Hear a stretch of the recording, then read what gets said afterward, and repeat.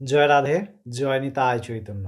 আশা করি সবাই খুব ভালো আছেন এবং আনন্দিত আছেন। আমরা আজকের এই আলোচনায় শ্রীমদ্ ভাগবত মহাপুরাণের মাহাত্ম্য কথা প্রথম অধ্যায়ের ২৯তম শ্লোক সম্পর্কে আলোচনা করব।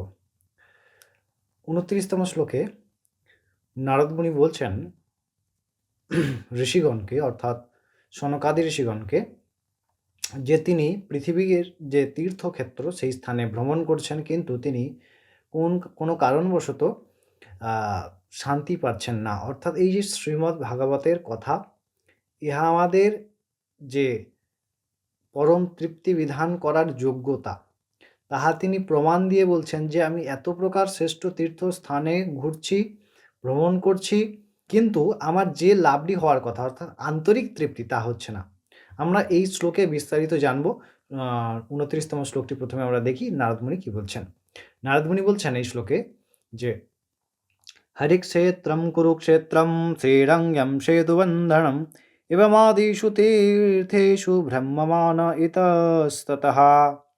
বলছেন হরিক্ষেত্রম কুরুক্ষেত্রম, হরিক্ষেত্র, কুরুক্ষেত্র, শ্রীরঙ্গম অর্থাৎ শ্রীরঙ্গ, সেতুবন্ধনম ভগবান শ্রীরামেশ্বর, রামেশ্বরে যেখানে সেতুবন্ধন করেছিলেন ভগবান, সেই সমস্ত তীর্থ, ভ্রমমাদিষু তীর্থেষু, অর্থাৎ আমি ভ্রমণ করছি ইতস্তত করে, বিভিন্ন এক তীর্থ থেকে আরেক তীর্থ, আরেক তীর্থ থেকে আরেক তীর্থ যাচ্ছি, কিন্তু এই তীর্থে ভ্রমণের ফল কি?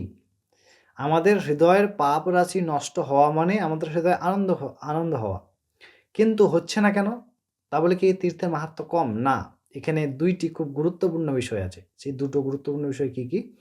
বলছেন যে আমরা যদি তীর্থে গিয়েও কোনো অপরাধমূলক কার্য করে থাকি, তাহলে কি হবে? সেই তীর্থ আমাকে আমার পাপ বিমোচন না করে আরও বেশি এবং কঠিনতম পাপের বোঝা আমার প্রতি সংরক্ষিত হবে। ফলে তার থেকে আমি সহজে বাঁচতে পারবো না। এর ফল কি?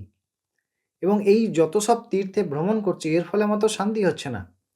সুতরাং ফাইনাল যে পয়েন্টটা, ভগবত কথার যে মাহাত্ম্যতা, তাহা তীর্থ অবগাহনের থেকেও কত শ্রেষ্ঠ, এইটি পরিচিত করার জন্যে এই প্রকার কথা বলছেন নারদ মুনি। কারণ নারদ মুনি এইখানে তীর্থদেরকে কোনোভাবে ছোট করলেন না, যে এত তীর্থ ভ্রমণ করলাম কিন্তু আমার আনন্দ হচ্ছে না কেন, আমার হৃদয়ে আমি তৃপ্ত হচ্ছে না কেন, সেই কথাটি আমরা শুনছি। এর পরের শ্লোকে আমরা দেখতে পারবো যে তিনি ফাইনাল কথাটি বলছেন, এত কিছু করে আমার শান্তি হলো না, কিন্তু এর ফলে আমি কি করব, কি করলে, এবং ইহার কারণ কি, সর্বোপরি ইহার কারণ কি, আমরা অবশ্যই সেই বিষয়ে জানবো নিশ্চয়ই পরবর্তী শ্লোকে। তখন আপনারা খুব ভালো থাকুন, আনন্দে থাকুন। জয় রাধে।